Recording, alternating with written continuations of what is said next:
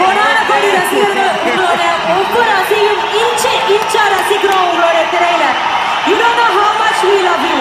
அந்த கொடான கோடி ரசிகர்ல நானும் உங்களோட ஒவ்வொரு மூமெண்ட்டும் ஒவ்வொரு டான்ஸும் ஒரு திருவிழாவுக்கு மூமெண்ட் எங்களுக்கு தெரியும். அந்த மாதிரியான ரசிகர்கள் தான் இன்னைக்கு உங்களுக்காக இங்க வந்திருக்கோம். ஸோ எங்களோட ஒட்டுமொத்த சந்தோஷமான வாழ்த்துக்களும் வாழ்த்து வாய்ஸ் இல்லை, பட் ஸ்டில் எங்களுடைய அட்மோஸ்ட் ரெஸ்பெக்ட் உங்களுக்கு கொடுத்துக்கிறோம். Vijay sir, please keep doing a wonderful job.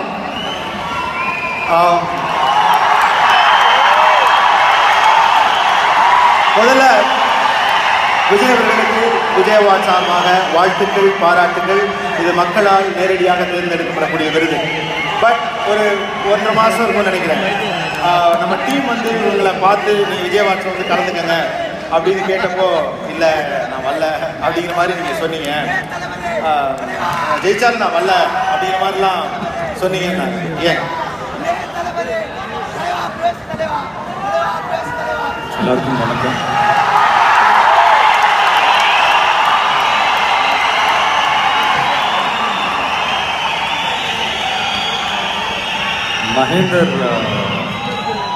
Mahendar வந்து என்னை இன்வைட் பண்ணும்போது நீங்கள் சொன்ன மாதிரி தான் நான் சொன்னேன்.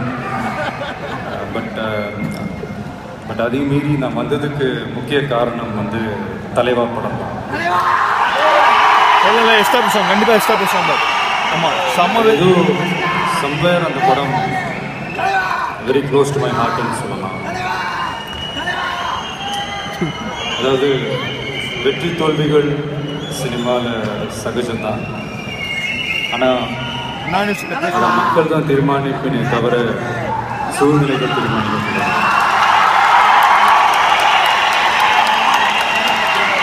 அப்படிப்பட்ட ஒரு சூழ்நிலையில் அந்த படம் நல்லா போயிருக்கக்கூடிய ஒரு படம் தான். அதாவது ஜெயிச்ச படத்துக்கு நீங்கள் கூப்பிட்டுருந்தா கூட நான் இவ்வளோ சந்தோஷப்பட்டிருக்க மாட்டேன்.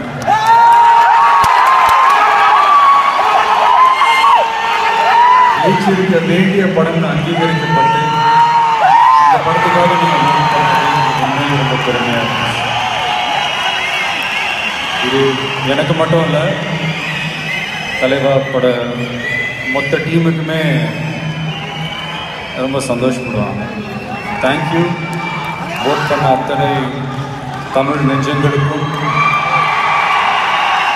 நெஞ்சில் குடியிருக்கும் அன்பான ரசிகர்களுக்கும் விஜய் டிவிக்கும் தேங்க்யூ ஸோ மச் சார். இன்னும் ஒரே ஒரு கேள்வி. எங்களுடைய மனசில் உங்களுக்கு ஒரு மிக முக்கியமான ஒரு பெரிய இடம் உச்சத்தில் கொடுத்துருக்கோம். எங்களுக்கு இளைய தளபதி விஜய்னா அவ்வளோ பிடிக்கும். பட் விஜய் அவர்களுக்கு இளைய தளபதியாக இருக்க பிடிக்குமா, இல்லை அடுத்த சூப்பர் ஸ்டாராக இருக்க பிடிக்குமா?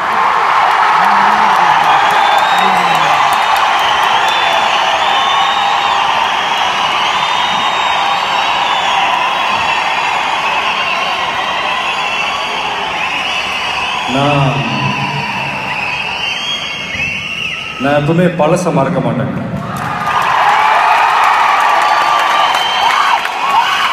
அண்ட் என்னைக்குமே எங்களுடைய மனசுல இளைய தளபதி விஜய்னா அதுக்கு ஒரு தனி மாசம் இருக்கு.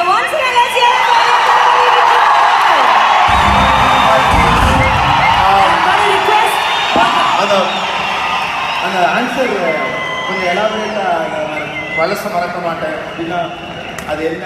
இல்லை இவன் ஏன்டா அப்படி பண்ணலாம்? இவனுக்கு ஏன் கேள்வி? முதல் அவங்க தான் எனக்கு கொடுத்தது அது. ஸோ அதை விட்டு போக இல்லை. அதாவது ஒரு சின்ன விஷயம், சும்மா அது எப்படி சொல்லணும்னா, எல்லாருக்குமே லைஃப்பில் முன்னுக்கு வர்றதுக்கு நிறைய வாய்ப்புகள் கிடைக்கும். ஆனால் என்ன, அந்த வாய்ப்புகளில் இருக்கிற கஷ்டத்தை பார்க்குறவங்க தோத்துடுறாங்க, அந்த கஷ்டத்துலேயும் இருக்கிற வாய்ப்பை பார்க்குறவங்க ஜெயிக்கிறாங்க. அதனால் ஒரு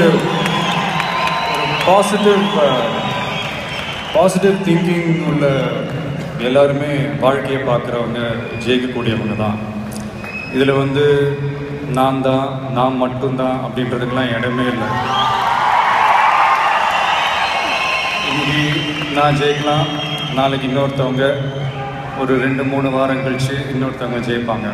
அப்படியே சினிமான்னு இல்லை, எந்த துறையிலுமே நீங்கள் பார்த்தீங்கன்னா ஃபஸ்ட்டு ஒருத்தவங்க கால் எடுத்து வைக்கும் போது கண்டிப்பாக கஷ்டப்பட்டு ஒரு முதல் இடத்தை பிடிக்கணும்னு தான் ஆசைப்படுவாங்க. அவங்களோட எய்ம் அப்படி தான் இருக்கும். நானும் எனக்குன்னு சினிமாவில் ஒரு சின்னதாக ஒரு இடத்தை பிடிக்கணும்னு தான் நான் ஆசைப்பட்டேன். டெஃபினட்டாக அடுத்த சூப்பர் ஸ்டார் பட்டத்துக்குலாம் நான் ஆசைப்படவே இல்லை.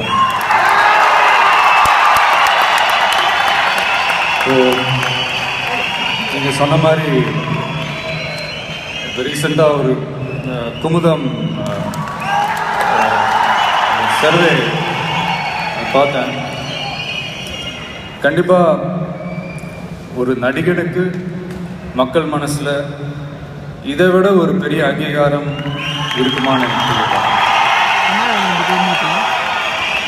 எனக்கு உண்மையிலே ரொம்ப குமுதம்ல நெக்ஸ்ட் சூப்பர் ஸ்டார்னு கொடுத்தாங்க. சந்தோஷமா இருந்துச்சு. அது நான் இல்லைன்னு மறக்க முடியாது.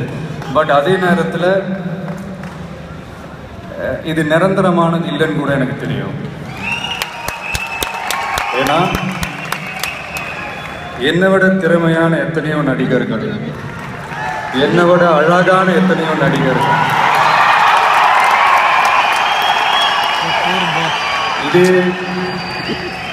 இதே கோலோட இருக்காங்க. கோல் போடுற சந்தர்ப்பம் வர்றப்போ அவங்க ஒவ்வொருத்தருமே சூப்பர் ஸ்டார்ஸ் தான்.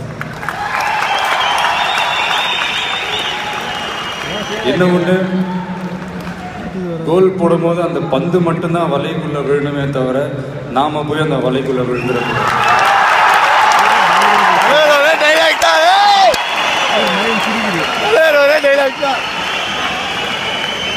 கிரீடம் எவ்வளவு கனமாக இருந்தாலும் அதை தாங்குற தலை கனமாக இருக்கக்கூடாதுன்றதுல ஒன்று மட்டும்தான்.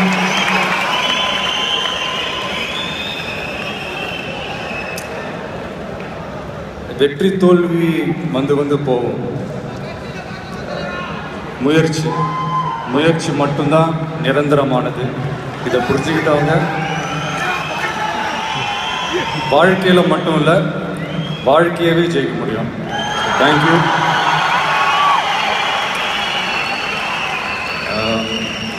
முருகதாஸ் அவங்க கையால் இந்த அவார்ட் வாங்கினதில் ரொம்ப சந்தோஷம்.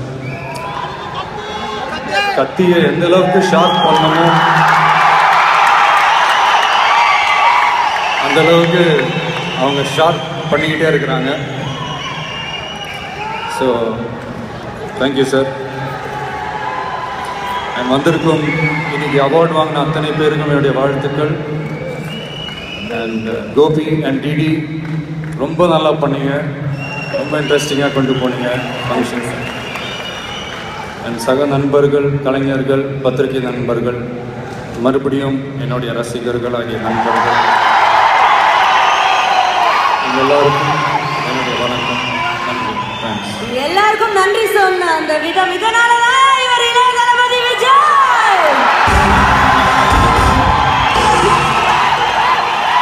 Please stay back with us for the next award. ஒரு கேள்வி,